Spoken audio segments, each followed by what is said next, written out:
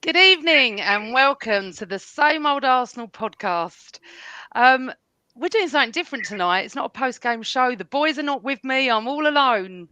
However, I've got some fantastic guests from around the globe joining me. So first up, let me introduce them to you all.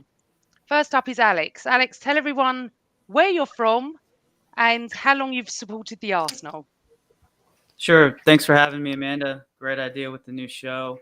So I'm Alex. I'm 31 years old, from Houston, Texas, in the USA. And I've supported Arsenal as long as I've breathed air on this earth. So 31 years and still going strong. Oh, 31 years, bless. Right, Igor, don't know what you were doing there, but welcome to the show. Thank you very much. I was just joking with my missus. Thank you very much. Pleasure to be a part of this and an honor. I said that twice before.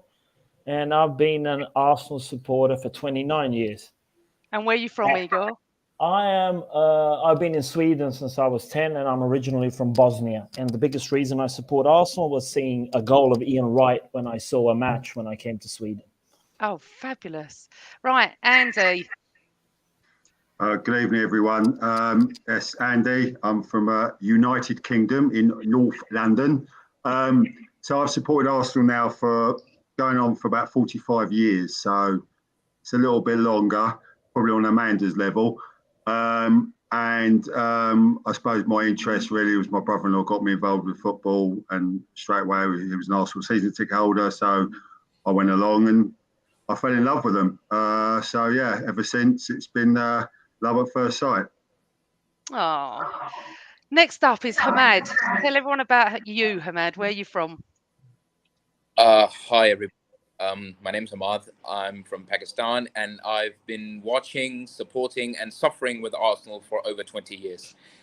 Blame my old man because he is the one who introduced this. So it's been a roller coaster, but I wouldn't have it any other way.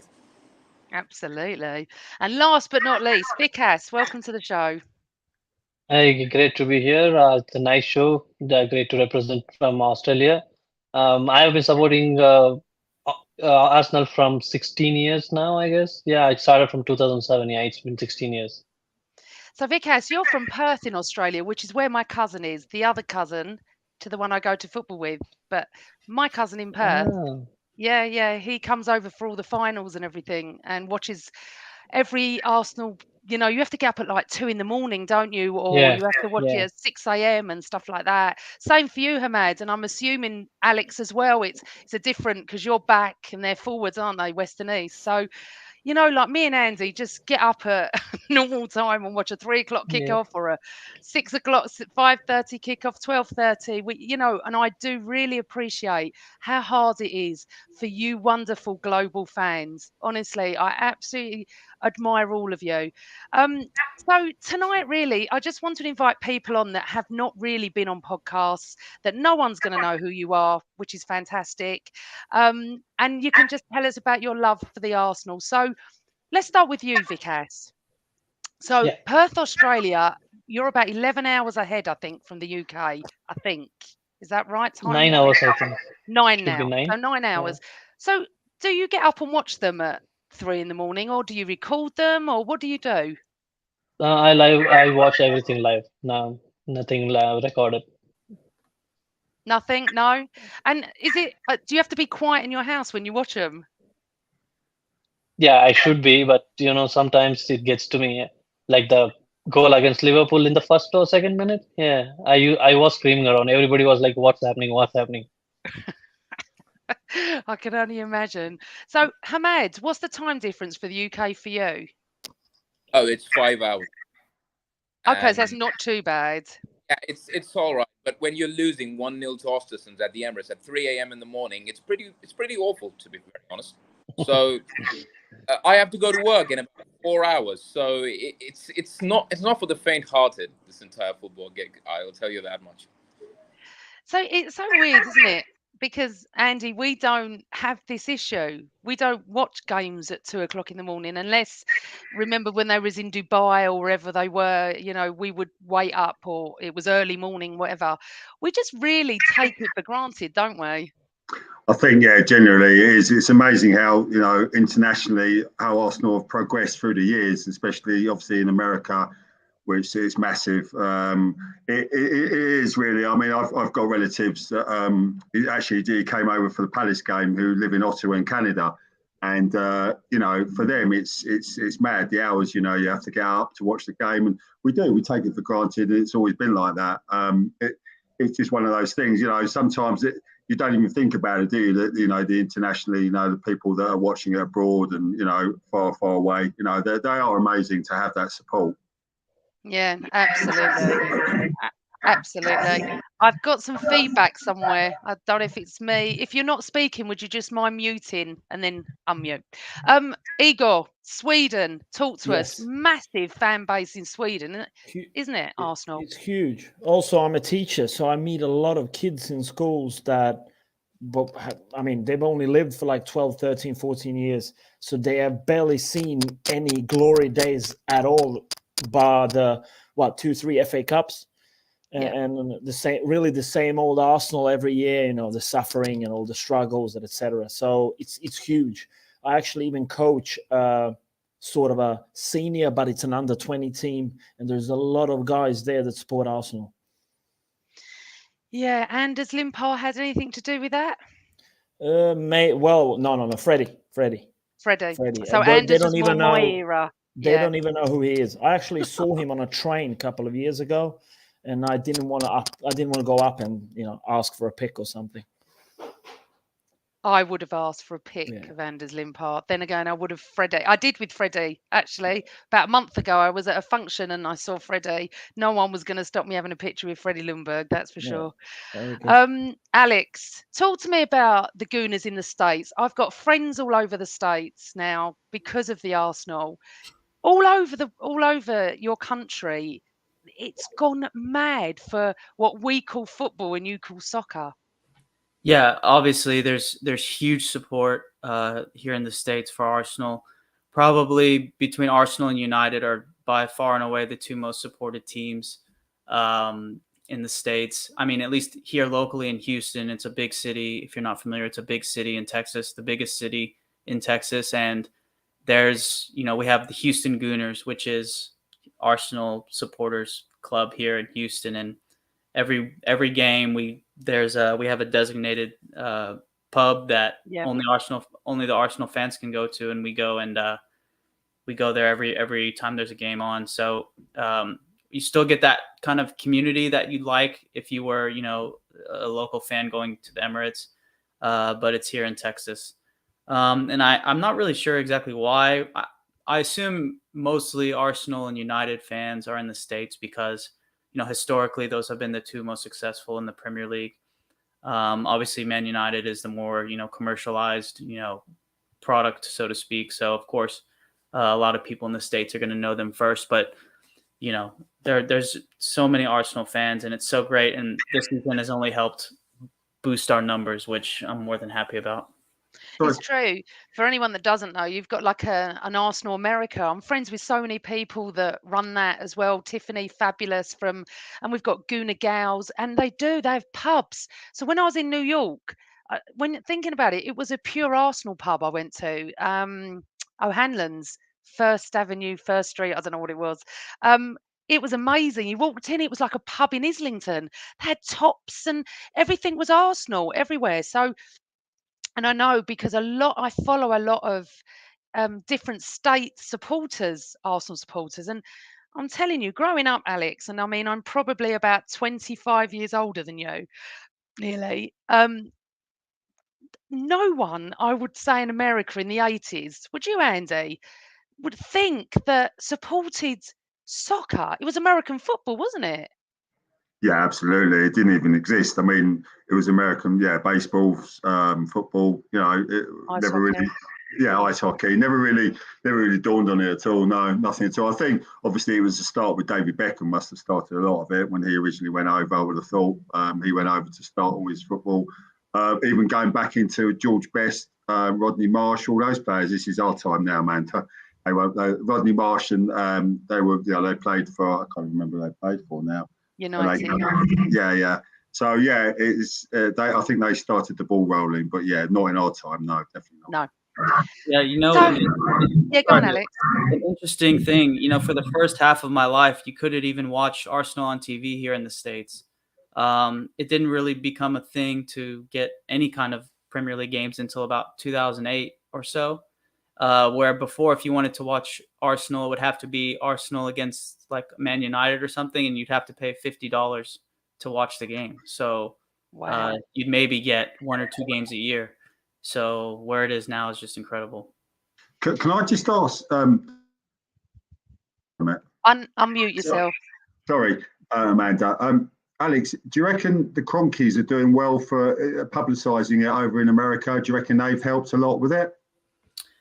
Yeah, I think so. I think recently we've seen the Arsenal come do a preseason here in the U.S. Which never was really done before.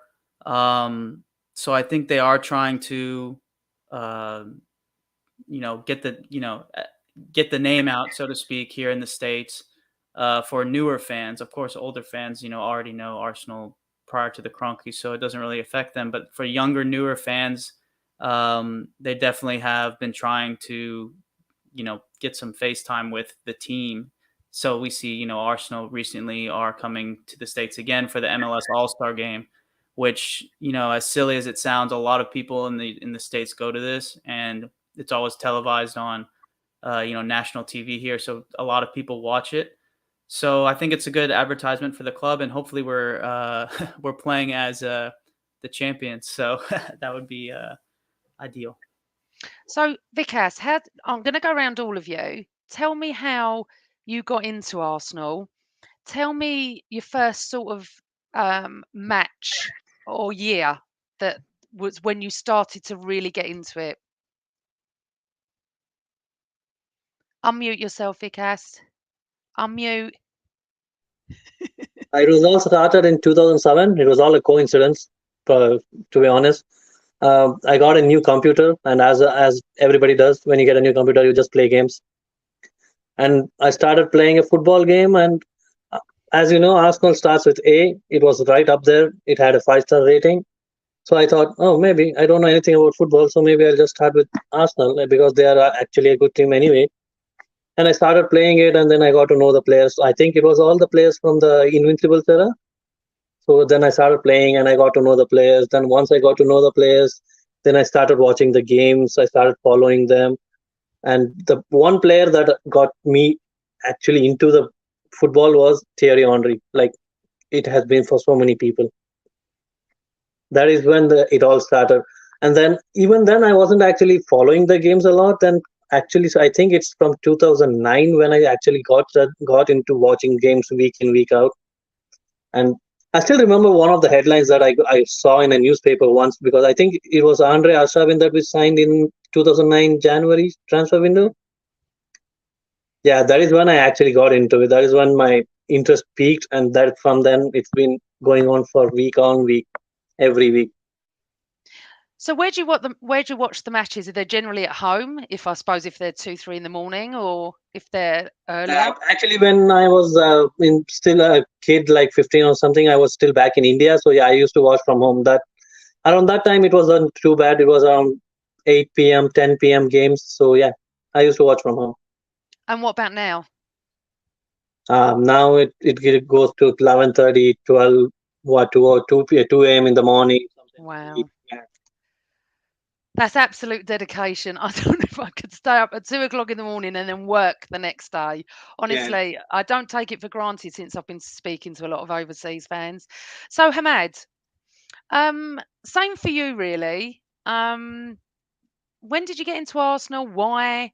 What's it like watching it where you are? Who do you watch it with? Tell us about you. So, like I said, blame my dad. He was the one who basically pushed me into this, right? And unfortunately, my younger brother is a Manchester United fan, so we sort of have a rivalry, to put it in lighter terms. So it started off then, and I was just fixated on the red team. Like, I was really young. I was like, 3, maybe. The red team. Oh, Dad, look, the red team. He'd usually have me on, and he'd tell me that this is the team that I'm supporting. He'd have me on his lap, and he'd show me the games. And the vivid memory that I unfortunately remember is the 2006 Champions League final. That broke my heart, and I did not eat for 3 days. I did not eat for 3 days. I specifically remember that, and I was absolutely heartbroken. That game broke me, and from then onwards, it's been like an addiction and something that I look forward to. And as for the games, Amanda, you see, in Pakistan, there was something called, we used to have dial-up internet at the time. We didn't have your conventional Wi-Fi or whatever. We used to talk about football on MSN Messenger, and it was a dial-up thing. When someone would score, they would say "go," and we would all go mad at the time because we couldn't watch all of the games, and it was crazy. And then SuperSport came in, right around 2006, like Vikas said, 2006, 2007. That's when we actually started to regularly watch the games, and I've been watching week in, week out ever since. And my favorite player was and will always be Thierry, because there will never be a player like him in the Premier League again. I don't care about the robot we're facing right now. I know that there will never be a striker like him again. And I was infatuated, and I still am. And whether it's 2 a.m., 3 a.m., 5 a.m., I don't care. I'm going to watch every single game. What year was it that you started all that? I'm trying to work. So when you said, it broke your heart, what season was that? 2006 Champions League final, Barcelona, Paris. Right.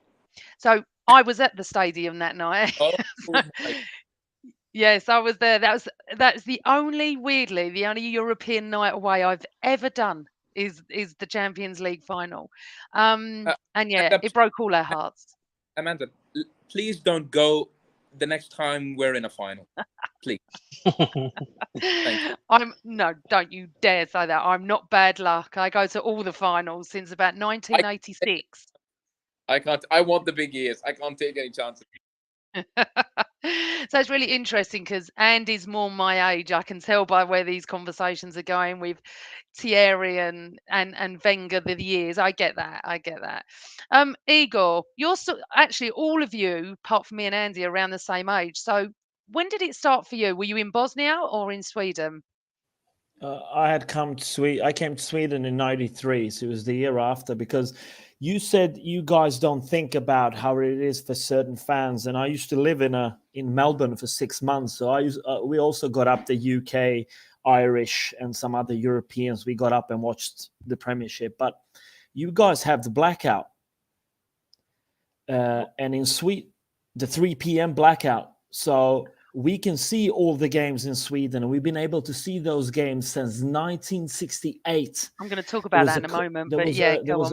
There was a show that you could bet, and also you watched the Division 1 up to 93, and then the Premier League for free up to 1998, and then it went to what's now the Swedish equivalent of Sky, etc. So I can see every single game for something I've paid for, while most people in the UK, I assume, have to take a stream from another country or something else, or just follow the score thing you got on Sky Sports. So that's a little bit of a privilege as well. Well, it is. And it's extremely annoying to someone like Andy and I, because if Arsenal are playing at Leicester at 3:00 in the afternoon on a Saturday, all of you can watch it and we can't. Although we do, because as you said, we stream, we try and find, and we are able to, but it's not fair. We just can't. No. It's ridiculous why they do it. It would not reduce attendances in a million years. However, that is definitely blacked out. A lot of games are. I think our game last week at 2:00 on Sunday wasn't shown anywhere. However, there's not much we can do about it. So we come to you, Alex.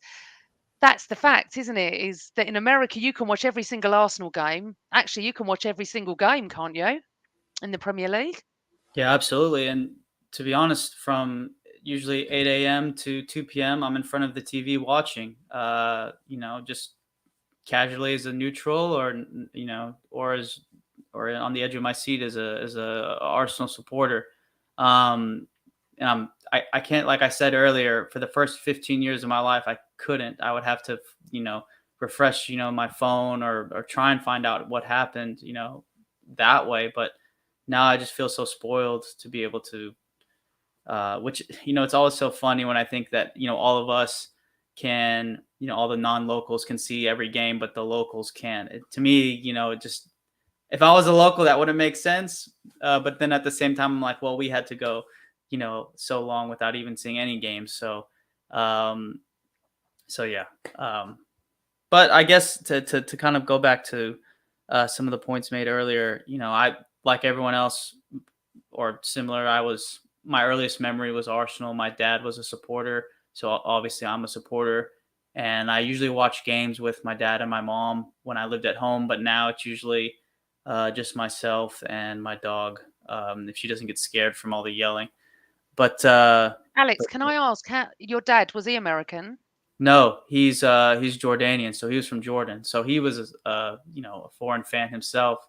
And I've talked to him about it, and he said getting to watch any games was nearly impossible, but they still found a way to do it, anyway. So it's really, truly, it's, I always joke, like, they struggled in the past so we can have an easier future. So. Well, it's lovely to hear. It really is. I mean, Andy, you and I, where do you sit at the Emirates, by the way? Are you the east or the west? Well, I haven't really got a season ticket. I'm just lucky enough. I get tickets given to me every so often. But yeah, I used to be a season ticket holder at Highbury. So yeah, I mean, I started supporting Arsenal, as I said, 1978. Yeah. I was probably about 13.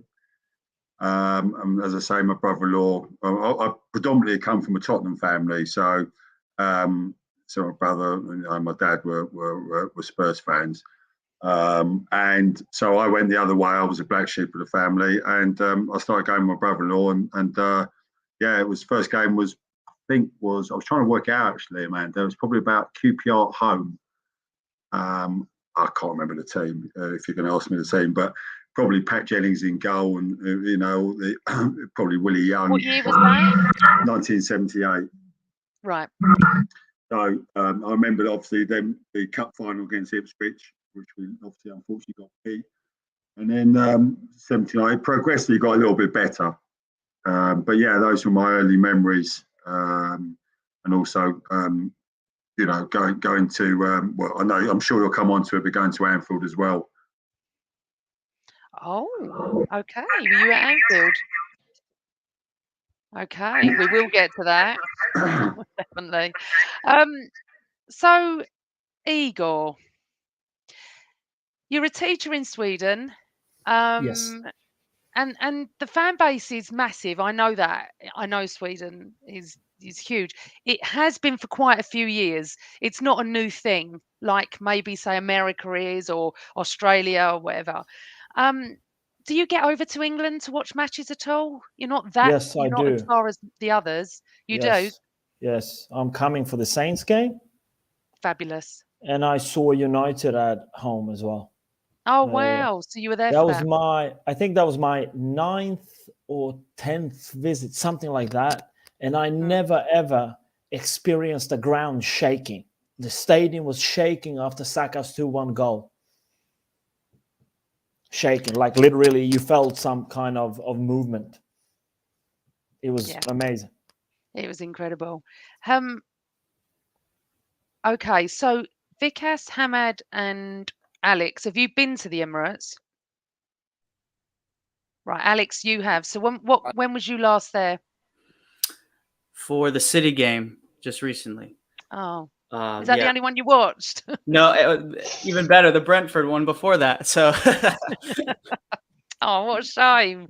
And then my first one was in 2012, and it was a Monday night game against City as well, and it was a 0-0 draw. So my dad told me I'm not allowed to go watch games live anymore because they don't win. Oh, that's Oh, that's sad because we've had some amazing, amazing games at the Emirates this season, as you all know. Hamad, I've got a question. Let's ask one of the questions and then you can all answer. Right. Okay. Hello, Carl Stark. Welcome to the show. Who are the guests' favourite ever player and who is their favourite current? Let's start with Vikas. Your favourite now and your favourite older player. Favorite ever, it will always be Thierry Henry, no doubt. And Mm. favorite now, Zinchenko. That guy is Oh, just ridiculous. love him. Absolutely. Yeah. Andy? I'd say probably my favourite player at the moment is I'd say Odegaard. I think he's class. And because the reason being because my favourite player of all time was Liam Brady, so I have that affiliation with like Odegaard. Just reminds me of the silky skills that Brady used to have, and Brady was just phenomenal. So yeah, that would be my two players. Hamad? When I saw Frenchman basically picked the ball up from the toe of his boot and netted it right in the far corner against Manchester United, and the look on my father and brother's face was priceless. So it's pretty much Thierry Henry. It will always be him. And like I said before, that robot that Manchester City currently have, he can keep all the records, he can keep everything that he's achieved. But as far as I'm concerned, Thierry is the king. He is incredible. And my current favorite player is Gabby Martinelli. I love him. I adore him. It's like okay. I look at football as a coaching perspective because I kind of coach a young football team here, right? So when you get someone that driven, that motivated, he's like a charger bunny. He is just constant motion, 100%. Minute 1, minute 90. He is trying. He is running. He is chasing. He is the embodiment of what I would want in a footballer, and he is willing to literally die on the pitch. So Martinelli is by far my favorite guy. Although Bukayo is obviously a close second. So that's him. Okay. Igor? When I went to boarding school, I had Thierry Henry on my right side, his poster, when I went to high school. And up in the ceiling was Captain Patrick. So those are my two favorite. I always had Patrick Vieira in regard, and I actually saw them live once in the most odd place ever at Hampden Park versus Scotland. And today's plays, it's really hard to choose. For me, it's extremely hard. I always say, I have a friend that's from Enfield, and I always say, every time he says Bukayo Saka, I always say, like, I don't even have my own kids, but that's such a good boy. And I think he's also maybe one of the most intelligent players I've seen in the last 10 years. He's extremely smart, so he gets the nod for me. Yeah. Alex? Yeah, for me, my favorite player would be Thierry Henry. Man had everything: pace, power, finishing, passing, arrogance, humbleness. He had everything. So without a doubt, it's Thierry Henry. Favorite current player, Bukayo Saka. I love every single one of our players that plays, for Arsenal right now, which I definitely couldn't say in the recent past. But I think just Bukayo Saka just epitomizes everything that's good about Arsenal Football Club. And that's why he's just a step above the rest. Absolutely. Andy? Liam Brady still. Oh, sorry, I've asked you, haven't I? I've got so Yeah, no. engrossed everyone's conversation. I'm such a great host. Penalty England, by the way. Sorry. Sorry? Penalty England. Oh, okay. I'm not interested. Okay, sorry. I mean, unless Saka scores it, I'm not interested. Take that. I'm a bit bothered, Alex. No, I don't watch international football. I just worry about our players. I don't even want to know. I just hope they all come back okay. I'm not even going to put it in the universe. So mine was Ian Wright from and Tony Adams. It's very hard to, separate them two, but it is Ian Wright. My current player is so hard because it's Saka or Ødegaard. I say Saka-guard because I can't choose between them. But if I had to be pushed, it would be Saka.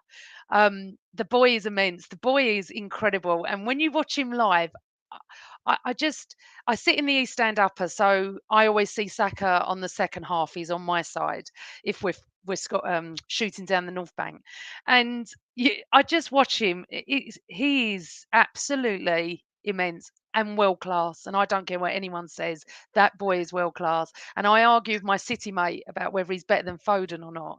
I said I Saka all day long. It's every single game. He's had 2 quiet games the whole season. Not bad games, quiet games. And I he's think, just been sorry, Amanda, I think immense. No, go on. it's incredible with Saka because I feel he's a very humble bloke. He is at the moment, and I just think the amount of grief he gets on the pitch and the way he just gets up and just gets on with it with a smile. It's just like there's no moaning. He just gets on with it. And I just think it's such a inspiration to a lot of young players. I mean, he's just a great all round player, and his personality is he's wonderful. Since he came back, since after the Euros, he's been absolutely amazing. That's all I can say. He's just been phenomenal. Absolutely. He really is.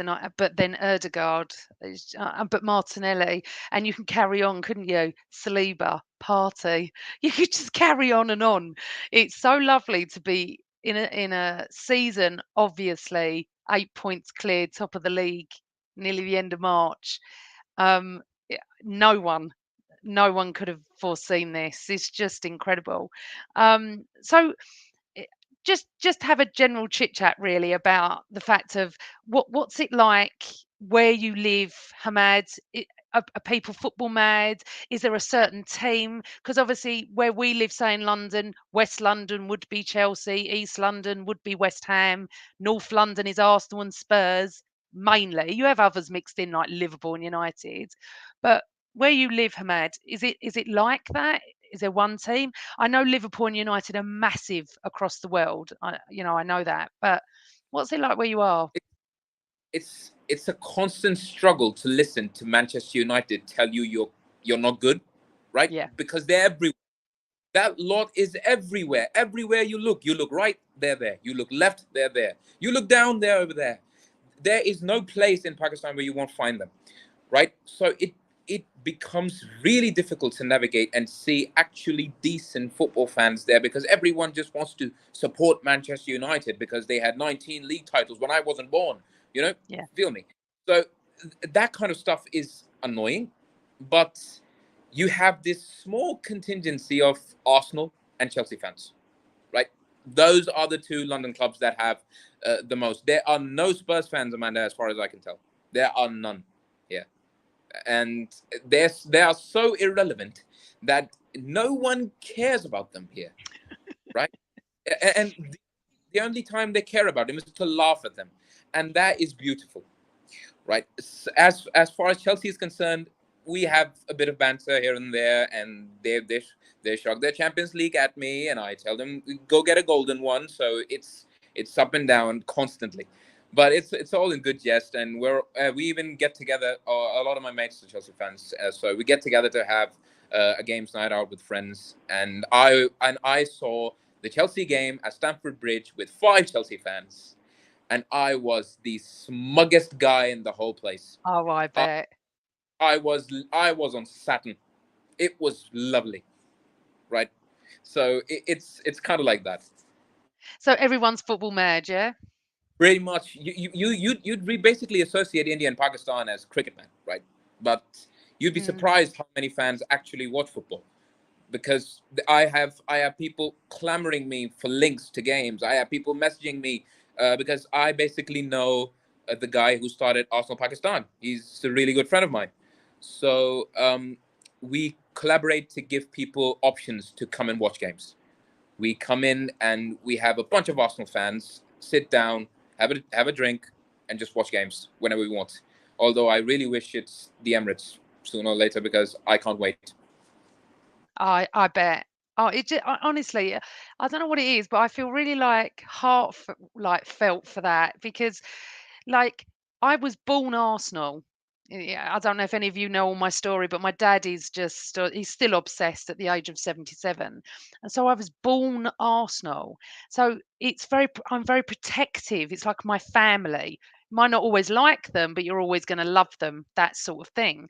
And over the years, we've had the most incredible times, and we've had sad times, and we've had wonderful times. We've had bad times. It's just generally like that. So when I hear your love in Pakistan and your love in Australia and America, I just feel like I want to wrap you, like hug you all. I just love it.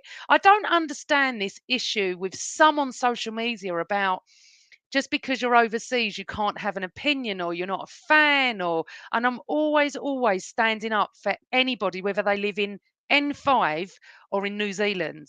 I don't care. If you support the club in a very positive and loving way, you're welcome in my books. Just because I go to the Emirates every home game and some away games, it doesn't make me any more of a fan than you at getting up at 3 o'clock in the morning and watching matches. I've never understood that. I really, really don't. So, Vikas, I know Perth. I don't know it, but I know what my cousin tells me. And I would love to come one day. But he tells me there's a couple of pubs that are very Arsenal. There's a lot of expats from the UK out there. So football, or I don't know whether they called it soccer over there, but football's very big in Australia. Do you find that in Perth? I know Perth's a little bit quieter than Sydney and Melbourne, but do you find that? Yeah. Yeah, I used to live in Sydney before. Yeah, I've been there. I was a member of the Arsenal Australia group there, and they used to host matches in pubs. Yeah, I've been there. Yeah, that there were. Yeah, you could find more people there, but since I moved back to Perth here, I've been to a game in a pub. I think it was Arsenal Tottenham. There were, I mean, it was literally filled with Arsenal fans. You could hardly see any Spurs fans there. And as you know, if you can remember the game how it went, nobody, literally not a peep from the Tottenham fans there. Yeah, there is a lot of there are a lot of fans. There are so many fans here. But when I was growing up, I was back in India, and as Hamad said, it was always just glory hunters like Chelsea or Man United. Yeah. Yeah, I mean, even now, my friends, whoever, I mean, they don't follow a lot, but whoever just do follow, they, other than Man United, they don't know anything. That's it. Just Man United, Chelsea, Man United, Chelsea. Because they are the only ones Really? yeah, because they're the only ones who used to win during that time. Because the football only got a little bit famous in back there around 2004 or something like that. So, yeah, they were the only ones who were winning. And regarding Spurs, you know the meme that the guy says Tottenham, who's Tottenham? Yeah, it's literally like that. So Liverpool are not big. Were not big then? Was it Chelsea and Man United? Yeah, just Chelsea, Man United. I have not many of my friends are Liverpool fans, but I have never seen Liverpool fans anywhere either. To be honest, it's just Man United and Chelsea. Yeah. Okay. So Alex, what's it like where you are? Okay. So you're in Houston in Texas, yeah? Yeah, so in Houston, well, I think in just the United States in general, I mentioned earlier that United and Arsenal are probably the two most supported teams here in the States.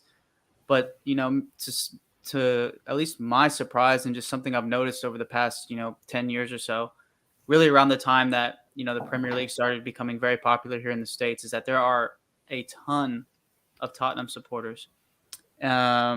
And I'll tell you the reason why is because these are the guys that never really watched before, but just started watching once they started showing it more often in America, and they just needed to pick a team. So Tottenham actually did a pretty good job marketing their club to new American fans.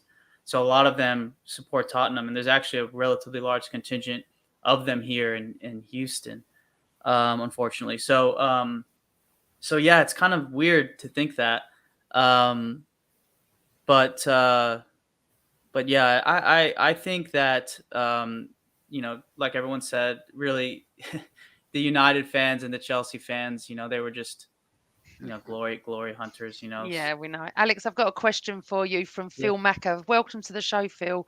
Is Arsenal playing in the MLS All-Star game a bit of a coup? Has it happened before with overseas teams? Yeah, actually, funny enough, I actually went to one when they played United here in Houston in like 2000 and like 9 or 10. They came to Houston to play, and of course, we've never seen any kind of Premier League team here in the States, so just went to see. Still wore my Arsenal jersey. I was going for the MLS All Stars. Unfortunately, they lost pretty significantly. It was when they thought Tom Cleverley was going to be the next Paul Scholes, so he was, running the show in midfield for them. So yeah, it was interesting experience. But yeah, I think it's a coup in the sense that you would think the MLS would go for someone like try to get like a Real Madrid or Barcelona. Obviously, both those clubs have huge fan followings in the States as well, and around the world, but especially the States too. The fact that it's Arsenal Football Club on that stage really, I think, is showing how we're, there was always that old joke about how we wanted to compete with the likes of Bayern Munich, when we moved to the Emirates. Maybe now we're starting to, in a sense, the teams, like the team is taking care of business on the pitch, and that's leading to us taking care of business off it, commercially speaking. So, yeah, I'm really excited. I'm going to try and make it to DC to go watch. And yeah, I'm looking forward to it. There's going to be thousands and thousands of Arsenal fans for the overseas tour. There always is, always. And I watch it and I love it. And I love the fact that you get that chance to watch Arsenal live. And I hope everyone does in time to come. Talking about watching Arsenal live, Andy, we watched Arsenal live in 1989, didn't we? Let's give them a little bit of a history lesson. So, boys and girls, in 1989, we had to go to Liverpool. I'm sure you all know this, and beat the team of the decade. It was like a fortress. We had to beat them 2-0, 2 clear goals, and we did win 2-0. However, for me, it was the best game I've ever seen, ever been to, and I will never forget. However, Reece Nelson scoring in the last seconds against Bournemouth nearly gave me the same feeling, nearly. And it was 35 years later. So, Andy, where were you behind the goal with us? Is that where you were? Yeah. Have to take myself back. It's quite a. I think I just remember going up in a minibus with. There must have been about 12 or 15 of us in a minibus, and remember getting caught in traffic going up there. I think I remember you being on with your dad and talking about getting caught on the motorway, being caught in traffic. But I think we were just in awe of just going to the game. I don't think anything was particularly well. I just remember having loads of beers on the minibus, and it was just a surreal night, really. I think just incredible. Going up to that sort of game, and knowing that you had to get clearly win by 2 goals was just wasn't going to happen. And I think most Arsenal supporters had it in their head it wasn't going to happen. It was just to be there was just it was unbelievable. I just remember even the police coming into the Arsenal end and congratulating the Arsenal fans. They're walking around saying well done, and it was just unbelievable. Andy, a lot of the police were Evertonians. That's why. Yeah, probably. Yeah. So it is. I mean, how did you feel when you were. I'm assuming you weren't there then, if you don't have a season ticket. But being in the ground when Nelson picked that ball up, I always freeze frame the picture. I can't explain how mad we went and how one of you was saying like the ground shook. Yeah, that's exactly what it was like. It was the most incredible second when he hit that ball. That's down my end as well. And you had to shoot. We had no time left. It hasn't won us the league like we did at Anfield. And of course, it's not on par. Absolutely not. It's just a game to get 3 points. However, those 3 points could be so incredibly important at the end of the season. that we'll all look back and thank Reece Nelson if we do win it, if we do win the league. And I hope one day that you all who have not been to the Emirates get to experience it. And it would be wonderful if you could have got there this season, because it is the most electric atmosphere ever. You've all been absolutely fantastic, but I'm now going to ask you the question. Okay, this question is going to all of you, and I'm just going to go back to what I just said. Melvin Marks is correct. It was worth the season ticket, the whole price, just for Nelson, and to come back from 2-0 down to win 3-2. Honestly, it's like Roy of the Rovers stuff. And for those that don't understand, that was a magazine when we were growing up. Roy of the Rovers was a footballer. Anyway, moving on. Can I just say, I know I wasn't at the Emirates, but I know I've got my sibling that goes quite regularly now to footy, and he's a mad Arsenal fan, and he actually told me, like Igor said, the ground was shaking at the time, and you know, he's taken over the mantle of me not going to the home games so much now, so I did get good feedback of it, and even watching on telly was just it was nice, it was good. It's funny, you know. I don't think that moment I'll ever forget how it was. I actually went into shock. I couldn't speak because I kept saying, "Oh my God, I'd take 2-2. Can we just get a draw? We can't lose this. Too important." I remember sitting there saying, "I'll take 2-2 at half time." We were 2-0 down or whatever it was. I remember thinking it, and I remember my other half saying, "I wouldn't take 2-2." I went, "Don't be ridiculous. Just let's get the point." And it was incredible. This is the question I would. Thank you, Carl Stark. You read my mind. This is the question I'm going to ask you all. Andy, I'll start with you. Can you ask the guests who's going to win the league? Do you think Arsenal are going to do it? I've said all along, I even going on some certain spaces I go on, I've said, you know, I've been fairly confident with the fact that I think we got an amazing chance even from you know, middle part of the season. I think barring injuries, I think we can win it. Yes, I really do. I think the team is so together. The camaraderie between the team, between the players, is just amazing. You know, never in my time, I don't know about Amanda, do you see the players going into the middle, huddling before the game, and you know, it's such an amazing thing to have them doing that now. You know, I never did it in the Wenger years. You know, they just got on with the game and that was it. He's got them playing so well, and everyone. I mean, I used to love Arteta anyway as a player, but I think everyone's wishing and hoping that he can do it, because I think it would shove a lot of critics quiet. It would keep them a lot quiet. So I do actually personally think, yes, I think we can win it. Do you think we will? I think we will, yeah. Right.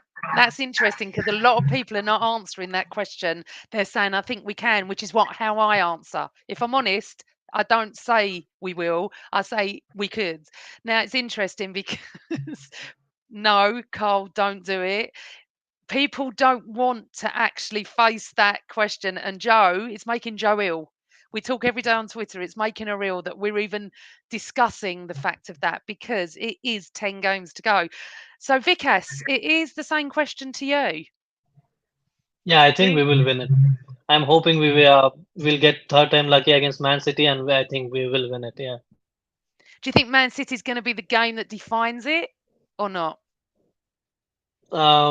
Until the Liverpool game finishes, no, Man City won't be the only game that decides it. But I'm hoping the last two games we played against them, we weren't that bad, but it just didn't go away. But this time I think the third time lucky, yeah, we will do it, yeah, and we will go on to win the league. Yeah. So that's 2 yeses. Igor. I'm a little bit of what you said before. Like, I just try to push away some feelings from me. I say that we can win the league, and then I'm starting to do maths. So I'm counting this and City here and City. I think we can win the league, and I don't want to say anything. I just want to go cliche and say take it game by game. I think I listened to a podcast the other day that there was this Arsenal fan that had a little of a banter with a City fan who said that our spine was weak.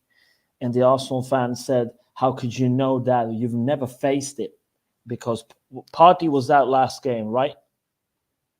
Yeah, not City. Oh yes, he was. He was. He was injured, and a couple of Yes. hours before, and we were all devastated. And I Yes. do think that had a part to play. And Jesus hasn't been fit for half of the season, so they never actually faced our spine. No, I correct. hope. Yeah, I hope. So you're like me, Hugo. We can win it. We're not saying anything else. No, we could. game by game. Game by game. Right, Hamad, I've got a feeling you're going to be a bit like me.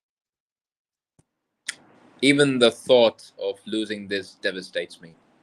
Even the thought, right? Look, you have to understand, Amanda. I live with a Manchester United brother, right?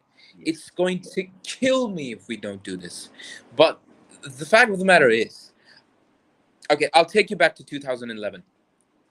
Arteta was the one who scored the goal against Manchester City to put United's 7 points clear with 8 games to go. Do you guys remember that? Right? Yeah, 2011. And we were all certain that they'd do it then. And what happened? Aguero happened. They won the league. They came up again. So keeping all of that in mind and our recent very poor seasons, I'm skeptical, right? As any fan would be. But this young team has continued to surprise everyone because I am 90% sure no one here thought we'd be competing for the Premier League. Not one person over here, right? Not one. So it's a surprise. It's a great season. We enjoy the games as they come. We take the game one step at a time, and we hope that after at the Etihad, even if we're 1 point clear, Amanda, after the Etihad game, even if we're 1 point clear, we do it. We win it. But before that, I'm torn.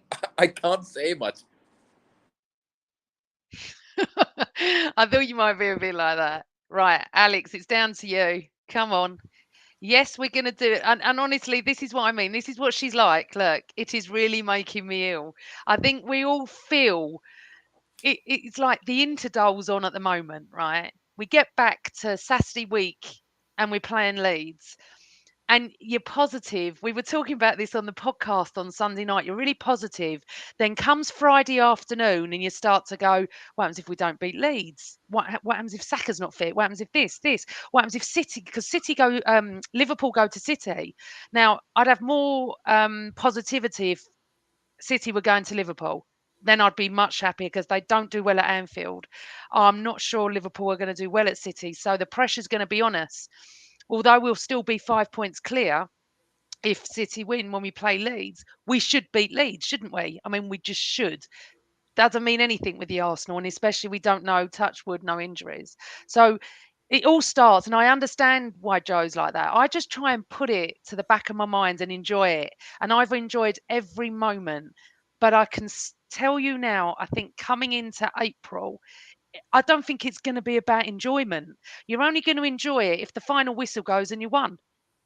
So, Alex, after me ranting about that, what's your feeling?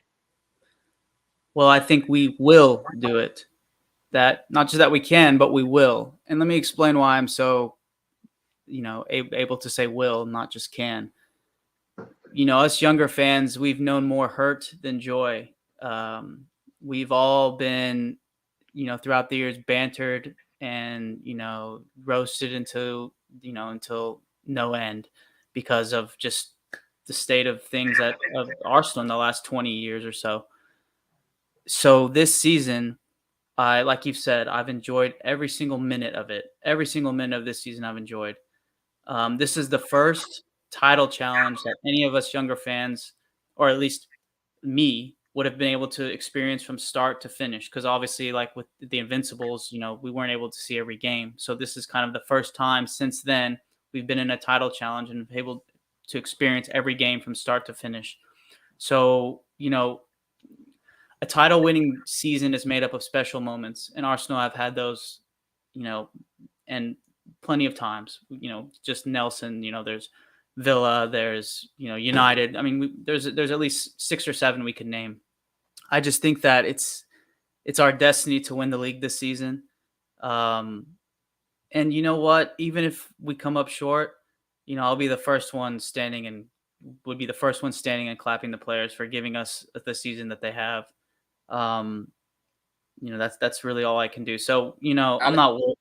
What's that? Alex, think about it. We have two 21-year-olds leading us to a potential title challenge. 21-year-olds. When was the last time that ever happened in the Premier League? 89, maybe. Brilliant. No, I don't think they were 21. But they were young, right? Yeah. So this is it. Look, so I'm riding the wave. No, look, what I think of this is, do we go on and we do this, or we win it the next season? I truly think this. We win it the next season. Even I don't like Declan Rice, but Arteta does, and that's reason enough for me to say, okay, fine, get him in. Let's do this. We win it the next season if we don't do it now. However, okay, I don't want to think about next season, Hamad. I want to think about now. But I know what you're saying because it's going to get better and better and better. That's for sure. But Alex, I'm not sure I agree with you on the you've no more hurt than me, maybe me and Andy. I went to school from 80 to 85 when Tottenham won the cup. Arsenal were absolutely rubbish. So my whole school years, it was Tottenham. And I'll never forget when Tottenham won the cup. A friend of mine, no joke, no word of a lie, drove round in a car with a cockerel on the top, made up of cardboard, so big that she came hooping to our house. So I've known bad. We lost a couple of cups. We lost to Birmingham in the League Cup. That was terrible. We've lost to Luton in the FA Cup. We lost to Cardiff in games. We've lost to Blackburn. So I know what you mean about from, say, maybe a little bit older than the Wenger days, but we've known it, haven't we, Andy? We've known hurt. Yeah, you could say that, especially if you come from a Tottenham family. Yeah. But yeah, I do remember unfortunately the cup final when that lot won it. So he came into my room. I was trying to be asleep, and he came into my room, and he actually been to the final, my brother, and he was waving the flag on my face, which was a bit uncouth, really. But we never talked since now. But yeah, it is. We have known. We've known a fair bit of misery. Yes, definitely. But listen, for the younger ones, and especially for my son as well, I hope that they can go on and do only good things. Starting off with the league this year, it'll be amazing for him to see, because he's so dedicated to watching Arsenal now that it'd be amazing if they can do it. But Phil's hit it on the head, doesn't he?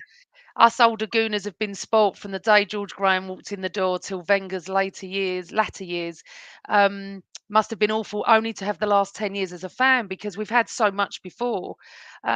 It's just, and Carl Stark says, we were awful for a lot of the 80s. That was real pain, Alex, trust me. Especially when you went to school and everyone was Tottenham and there was only a few of us Arsenal. Phil, I am sorry that you had to mention Luton. It does still hurt. And Rohan said, don't know how you did it when we were on the title charges. My heart has aged 20 years this season. Listen, everyone, it is tough. This is why I said we're not going to come into games now enjoyment. It'll be enjoyment if we're 4-0 up with 20 minutes to go or 15 minutes to go, and we're enjoying it, and we're seeing, 4-0 up, 20 minutes. I'm sorry. When we're 4-0 up and it's 5 minutes left, then I can relax. You sound like my dad. Oh, listen, everybody, this is just been. Go on, Andy. I just want to remind you of that the season of '89, going back a bit, when the lead up to that game. I don't know if you remember the games leading up to that, how bad we were. I think it was Derby, Wimbledon, and we were atrocious. And it was near enough all over, wasn't it? I think we drew against Wimbledon, and Derby we lost at home, didn't we? That was just awful. The whole build up to that Anfield '89 was just terrifying. And do you know what, Andy? When we lost to Wimbledon, or I never know if it's Wimbledon or Derby, it's one of them. Derby. When we lost to Derby, I went on the radio and ranted. I was 18 years of age, and I went absolutely mental, saying, I'm going to Anfield and I don't know why I'm bothering going. We're never going to win. I was like, oh, my life. I think I even won a crate of beer for my rant. However, this is what the Arsenal do. They don't do it easy. It's never easy. So, I mean, I'd say enjoy the rest of the season, everybody, but it's not going to be about enjoyment now. It's about getting the 3 points and not losing. It really is. That's it. Amanda, Guys, I just want to ask one thing. I know all about the 89 stories. I've heard it. I've watched it. But I just want to know how good were Liverpool back then? okay, so let me explain how good Liverpool were. I would say over seasons, about 2 or 3 times better than City have been. You couldn't beat them at Anfield. You could not beat them at Anfield. When we went there, it was called Fortress Anfield. Honestly, and I've got quite a few Scouse mates over the years, not then, but later on, and they all said that they went to that game completely cocky, no issues. They even played You'll Never Walk Alone when we were 1-0 up, not 2.